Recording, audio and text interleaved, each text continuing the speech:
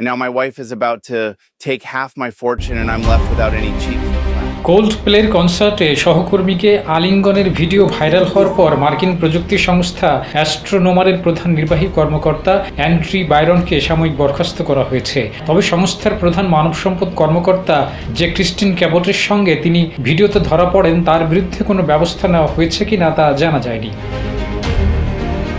শুধু চাকরি নয়, অ্যাস্ট্রোনোমারের প্রধান নির্বাহী কর্মকর্তা অ্যান্ড্রি বাইরন সম্ভবত তার স্ত্রীকেও হারাতে বসেছেন। অ্যান্ড্রি বাইরনের স্ত্রী মেগান কেরিগান বাইরন তার অফিসিয়াল ফেসবুক পেজ থেকে স্বামীর পদবি সরিয়ে ফেলার পর তাদের ডিভোর্সের গুঞ্জন তুঙ্গে। এই জুটির ডিভোর্স হলে অ্যান্ড্রি বাইরনকে প্রায় $30 মিলিয়ন গুনতে হবে ডিভোর্স বিল হিসেবে।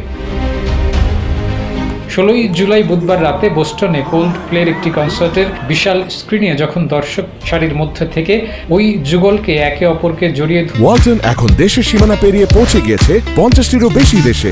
ওয়ালটন, ঘরে ঘরে বিশ্বজুড়ে দুলতে দেখা যায়, তখন তাদের মুখায়বব হাজার হাজার দর্শকের সামনে চলে আসে। নিজেদের চেহারা উন্মোচিত হতে দেখে ওই যুগল দ্রুত ক্যামেরা থেকে মুখ লুকিয়ে ফেলেন। এই দৃশ্য তাৎক্ষণিকভাবে দর্শকদের মধ্যে কৌতূহল সৃষ্টি করে। ইন্টারনেটে এই আলিঙ্গন নিয়ে তোলপাড় শুরু হওয়ার 2 দিন পর শুক্রবার 18 জুলাই রাতে সংশ্লিষ্ট সংস্থা অ্যাস্ট্রোনোমার তাদের এক্স অ্যাকাউন্টে একটি বিবৃতি প্রকাশ করেছে। বিবৃতিতে সংস্থাটি নিশ্চিত করেছে তাদের সিইও অ্যান্ড্রি বাইরনকে ছুটিতে পাঠানো হয়েছে। অ্যাস্ট্রোনোমারের বিবৃতিতে বলা হয়েছে, অ্যাস্ট্রোনোমার প্রতিষ্ঠার পর থেকে যে মূল্যবোধ এবং সংস্কৃতি পথ দেখিয়েছে তার প্রতি তারা অঙ্গীকারাবদ্ধ। পরিচালনা পরিষদ বিষয়টি নিয়ে একটি আনুষ্ঠানিক তদন্ত শুরু করেছে এবং খুব শিগগিরই বিস্তারিত তথ্য জানানো হবে।